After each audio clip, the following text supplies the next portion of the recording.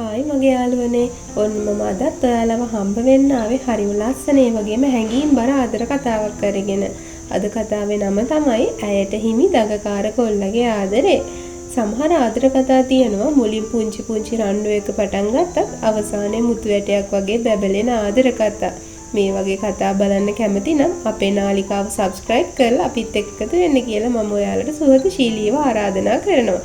එහෙනම් අපි යමු අද කතාවට. නෙහාන් කියන්නේ නාවික හමුදාවේ සේවය කරන හරිම විනය ගරුක අභිමානවත් තරුණෙක්.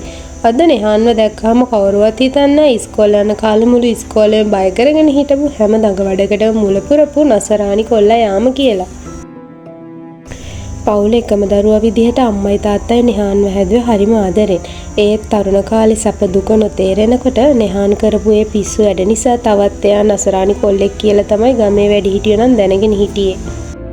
ඔන්න දවසක් නෙහාන් එයාගේ මල්ලි කෙනෙක් එක්ක කතා කර ඉන්නකොට ඒ මල්ලිගේ ෆෝන් එකේ තිබුණු ෆොටෝ එකක් නෙහාන්ගේ ඇහැ ගැටුණා. ඒ තමයි ෂෙනායා. සාමාන්‍ය පවුලක ගැමිරුවක් තියෙන අහිංසක ලස්සන ගැහැණු ළමයෙක් එයා. නෙහාන්ගේ හිත එකපාරට මේ රූපේ ළඟ නතර වුණේ නෙහාන්ටත් හිතා ගන්න බැරි විදිහට.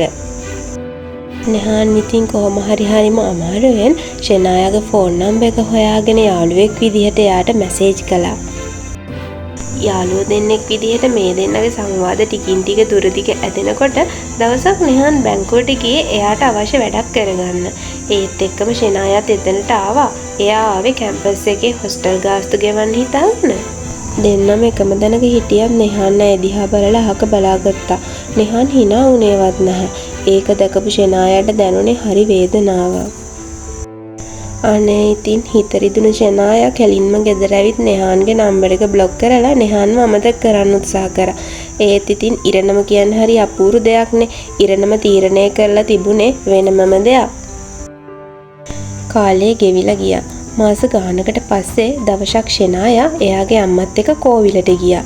නෙහානුත් එයාගේ අම්මත් එක්ක ඒ වෙලාවෙම තමයි ඒ කෝවිලට ආවේ. නෙහාන් දැක්ක ගමන් ෂෙනායාගේ හිතේ තිබුණු පරණ තරහ නැති වෙලා ගියා. එදා ගෙදර ඇවිත් ෂෙනායා බ්ලොක් එක ඇරලා නෙහාන්ගෙන් අහුවේ ඇයි එදා මාව දැකලා අහක බලාගත්තේ කියලා. නෙහාන් එදා හරිම අවංගව තමන්ගේ වැරැද්ද පිළිගත්තා. දෙන්න අතර තිබුණු අර පුංචි රණ්ඩු ටිකින් ටික අඩු වෙලා යනකොට දෙන්නගේ කතා බහත් ටිකින් ටික වර්ධනය වුණා.